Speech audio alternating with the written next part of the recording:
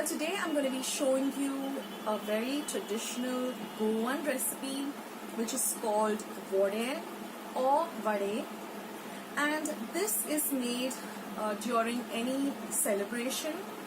But I remember my mom making this on New Year's mostly for breakfast. It is a little bit of a sweetish Vorne or puri, and it is very delicious, and it's really very simple to make too.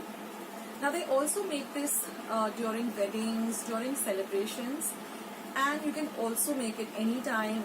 It's really a great evening snack too. It's so very simple. Now I'm going to be using wheat flour. Well, some people do use all-purpose flour or maida, but I'm going to stick to my mom's recipe, the traditional recipe that she has in her recipe book. Every household has their own different recipe of Vorne or Vade. So I'm going to stick to my mom's recipe. She uses wheat flour, she uses rice flour, she uses a little bit of very fine rava or semolina, and we're going to be using coconut milk to make this dough. There's not a drop of water to be used while making these Vornes. And I'm also going to use some pure ghee, which I've just melted very lightly in my microwave. So we're going to knead this dough, and the most important thing is to rest the dough so that everything comes together. Now you can rest it overnight if you're going to make it in the evening and then fry the Vornes in the morning, or at least try and rest it for about 4 to 5 hours. That way your dough will be perfect, it will be nice and soft, it will be easy for you to roll out, and even it will be easy for you to fry, and the Vornes will nicely puff up when you're frying them. Now some Vornes, they do remain puffed up for a very long time. Some of them do become a little bit flat, but that's fine, don't worry about it. It's, after all, the taste is amazing. The look does matter, so if you're able to retain the little bit of a puffing, that's great. So friends, without much further ado, let's just head on to my kitchen and make this lovely Goan traditional Vornes. So let's take a look at the ingredients that we require for these Vornes. They're very few. Here I'm using just half a cup of whole wheat flour. I have 1/4 cup of rice flour. I have 1/4 cup of powdered sugar, 2 tablespoons of fine rava or semolina, 1/4 cup of clarified butter or ghee, which I've just lightly melted, 1/4 cup of coconut milk, and some salt to taste. So let's see how we make these beautiful Vornes or Vades. Now in a large mixing bowl, I'm just going to add all the 3 dry ingredients, that is the wheat flour, the rice flour, the powdered sugar, as well as the semolina or the rava. I'm going to add a pinch of salt or as per your taste. Then I'm going to add about half the quantity of my melted clarified butter, and I'm going to use a little bit of the coconut milk at a time, and then I'm going to knead everything to a smooth yet a firm dough. Now the coconut milk that I am using, I've just used a packet coconut milk. I've just taken some water, warmed it up in my microwave, added the coconut powder, and I've just got a nice thick coconut milk. Now if you want to use fresh coconut and get the coconut milk, that is also great. Now the clarified butter, I've just melted it because we are in the winter and the ghee tends to solidify. So I've just taken a little bit in a glass bottle and just heated it in my microwave. That just makes it easier to work with. And then of course the most important thing is we have to set this dough aside for at least 3 to 4 hours if we want the perfect Vornes. Now after waiting for 3 to 4 hours, we're just going to knead our dough a bit till it becomes nice and flexible and nice and smooth to work with.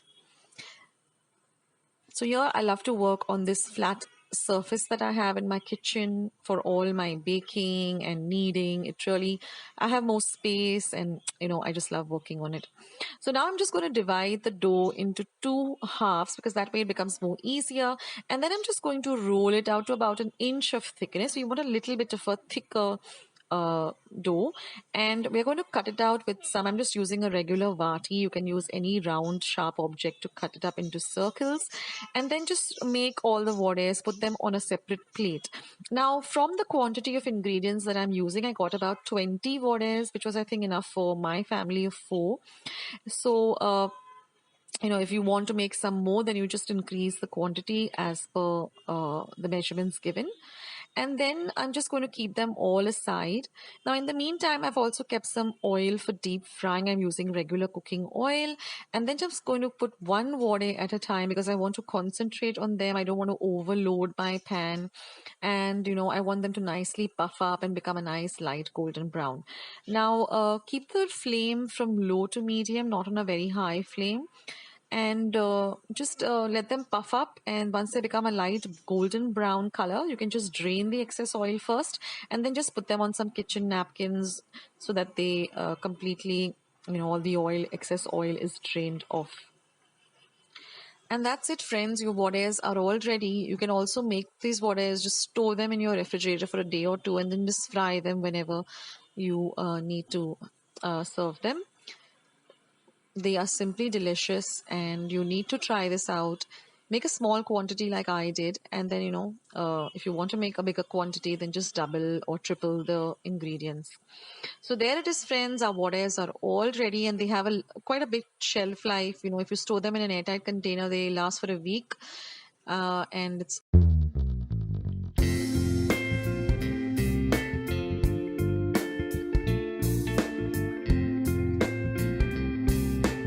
start with today's lovely Goan sweet recipe, tisan. So now these are the ingredients. As you can see, just 3 ingredients. Now here I'm taking about 1 cup of coconut milk. Now you can extract fresh coconut milk. I have just used some powder coconut and put it in some hot water. This is 3/4 of a cup of goa jaggery which I've grated. We're going to use a pinch of salt. This is about 1/2 cup of natsni flour or ragi flour, which is easily available, and it also has the husks because they grind it along with the husks, so that's much more healthier than rather soaking the natsni and then extracting the juice and then throwing away the husk. So this is easily available in any general store. Just ask them for ragi flour or natsni, and then we're going to use some water. Now here I have a pan, I have a whisk and a long wooden spoon. So let's just begin with today's very simple and very delicious and healthy recipe. So here I'm just going to add a little water at a time, and I'm going to make a paste. Now we don't want a very thick paste, but it should be a kind of a runny paste, but little on the thicker side. We don't want it to be very, very watery. So to 1/2 cup of this natsni flour, I'm going to be adding about 3/4 of the cup of water. Whisk it well so that there are no lumps in the paste. Now once we finish whisking with this, we're just going to set it aside for about 5 to 10 minutes.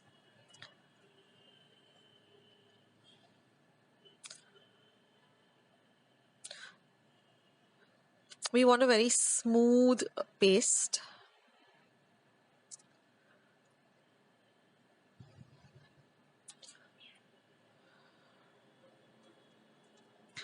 Like this. So it just flows like a very thin dosa batter. Now we're going to add a pinch of salt to this natsni paste. Again, stir it in, and now keep it aside for about 5 to 10 minutes. Now we're going to add our grated jaggery to our coconut milk. And either we're using a spoon or a whisk, we're going to whisk it in. But I like to use my hands. So with my fingers, I can just crush all of the Goa jaggery into this coconut milk. That is the best way to ensure that all of the jaggery is nicely dissolved. Of course, ensure that your hands are clean. Now we did the same thing in the dal recipe, if you remember. For those of you who haven't seen my Goan the dal recipe, I will leave a link for it below, and I will leave a link for all of the other Goan sweet recipes that I have uploaded on my channel. So now I'm going to put the heat on the pan on a very low to medium heat, and I'm going to add the coconut and jaggery mixture to the pan. And now I'm just going to stir the natsani or the ragi mixture as well and add it to the pan. Now we're just going to stir this for about 5 minutes on a low to medium flame till it becomes into a porridge, thick porridge consistency. We don't want to thicken it very much like how it was with the dodol, but we wanted to have a very, a kind of a porridge consistency. Now, this tizan is given mostly to people who are, a little bit anemic, or who are just getting well, or someone who's running a fever. And it's also given to small children as well as new moms, because this is very rich. Ragi or natsani is very rich in iron and calcium. So anyone who's anemic, or if you have deficiency of iron, then you should incorporate natsani or ragi in some form in your diet. I also have a recipe for my natsani bhakri. I will link that also below. You can use, you go and check out that recipe. So these are the natural ways of increasing iron for those of you who have a deficiency of iron.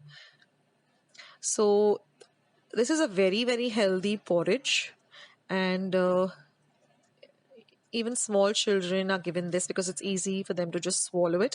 Of course, you shouldn't have this in too much of it, but in a moderate amount is good. So that's our tizan already, and you can either have it piping hot or you can serve it chilled if you like it that way.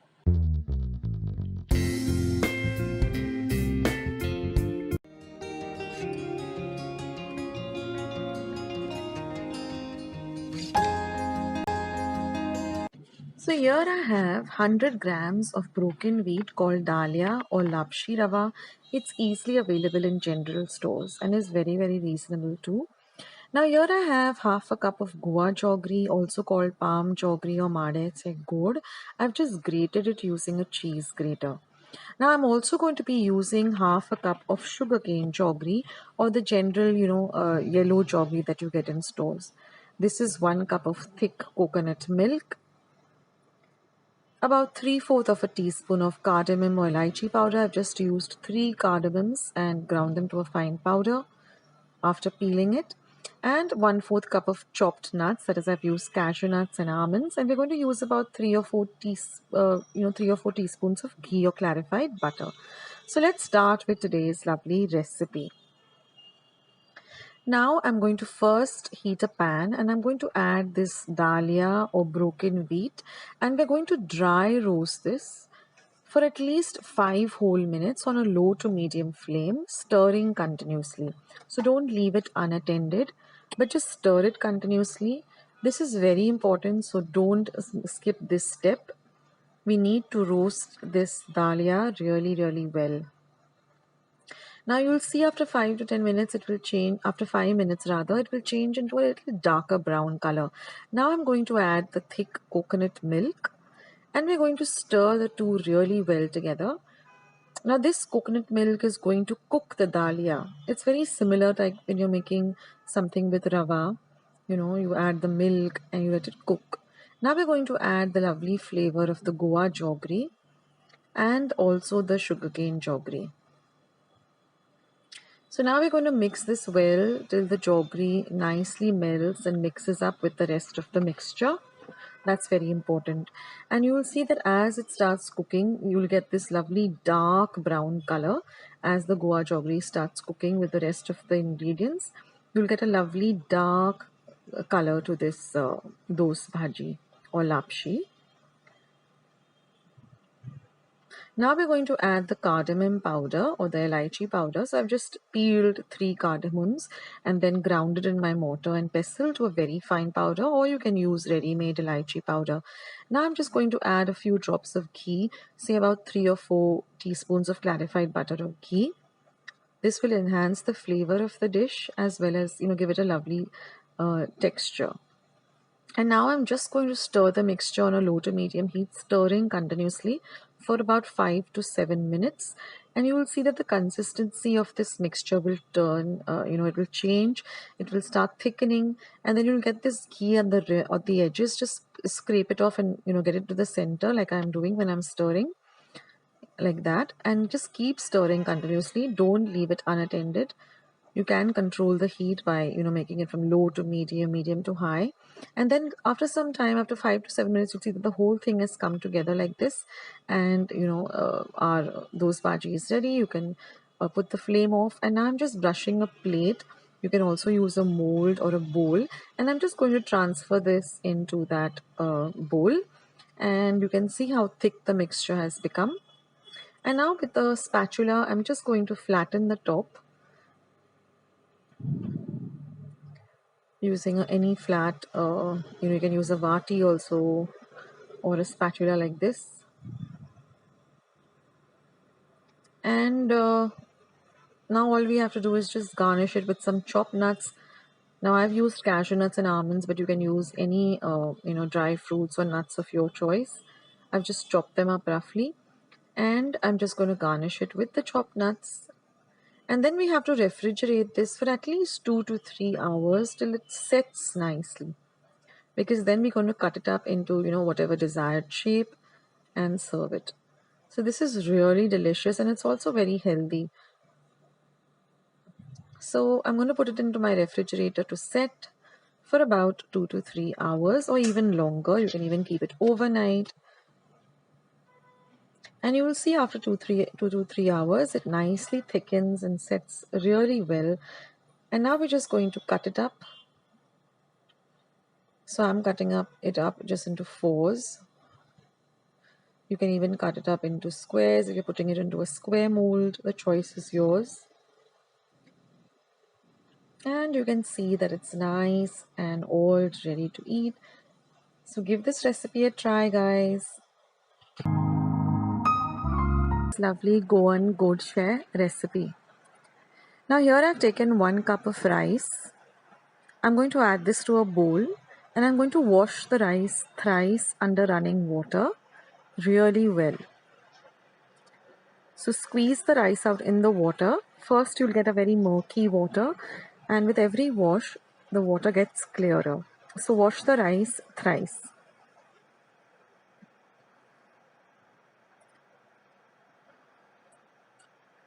Now once we're done with the rice, I'm going to do the same thing with half a cup of chana dal. Just add that to the bowl, wash it thrice. And now I'm going to soak the rice as well as the chana dal. The rice I'm going to soak in 3 cups of water and the chana dal in 2 cups of water for about 8 hours. This is very important. You can even soak it overnight, but 8 hours should be sufficient. Now after 8 hours, you're going to drain out all the water from the dal and the rice, and you're going to add this to a pressure pan. Now I'm going to add about 4 cups of water to the pressure pan, and we're going to pressure cook this for 1 whistle on high, and then simmer it or cook it on a very low flame for 10 minutes. And then put off the gas and let the cooker cool completely. Now after the pressure cooker cools down, you can open it and you can see that the dal and the rice is nicely cooked. So now I can show you all the other ingredients. There are very few other ingredients required for this gorshe. Now here I have 1 cup of coconut milk, 1 cup of jaggery, you can use the Goa jaggery, 1 teaspoon of cardamom, and these are 2 turmeric leaves which is optional, and just a pinch of salt. Now I'm going to cook this in my pressure pan because it is a heavy bottom pan. Now I haven't turned the flame on of the gas yet, but I'm going to mash the dal and the rice a bit, and I'm going to add the coconut milk and again mash it up just a little. Not completely, it shouldn't become into like a porridge, but just a little bit. Mash up the rice and the dal. Now we haven't turned on the gas or the flame or the heat yet. So mash up everything a little bit, and now we're going to turn on the heat. Now we're going to add the other ingredients, that is the jaggery. Next I'm going to add the elaichi powder or the cardamom powder. I've just used 1 teaspoon, or you can use 4 cloves, and a pinch of salt. Now I'm going to keep my flame from low to medium, and I'm going to mix all the ingredients really well together.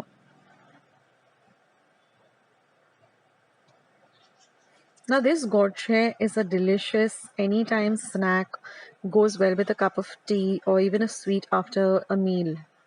Now after cooking this for about 5 minutes, stirring in between, you will see that the jaggery has all melted and you get a lovely dark color. Now if you're using Goa jaggery, you'll get a beautiful dark brown color. Now I'm going to add the turmeric leaves, which is completely optional, but I have a small little plant in my kitchen window with my turmeric leaves, so I'm adding it for that lovely flavor. And after cooking this for another 5 minutes on a low to medium flame, it starts to thicken. So keep stirring in between and you will see that it thickens up really quickly and it will start leaving the sides of the pan. Now in the meantime, I'm just going to grease a tray, or you can even use the back of a steel plate, a large steel plate. So I'm just greasing this pan that I have, and now you can see that everything has come together and it has really thickened. So this took me a total of 20 minutes. Now I'm going to transfer this to my greased tray, which is actually a pie tray with a removable base, but you can use any steel thali or even a cake pan. And now I'm going to just even it out or flatten the top. So I'm just using the back of a vati. You can even use a small glass, heavy glass, just to press it down. And now we're going to let it completely cool for 2 hours. I have refrigerated it for 2 hours. And after 2 hours, you will see that the whole thing comes together very well. And now we're just going to demold it. And they're going to cut it up into whatever desired shape. You can cut it up into triangles, into squares. But I like this lovely triangular kind of a pie shape. And you can see that everything has really come together really well. So I hope you'll give this recipe a try and let me know in the comments section how you like it. I will catch you in my next video. This is Akshata signing off. Bye.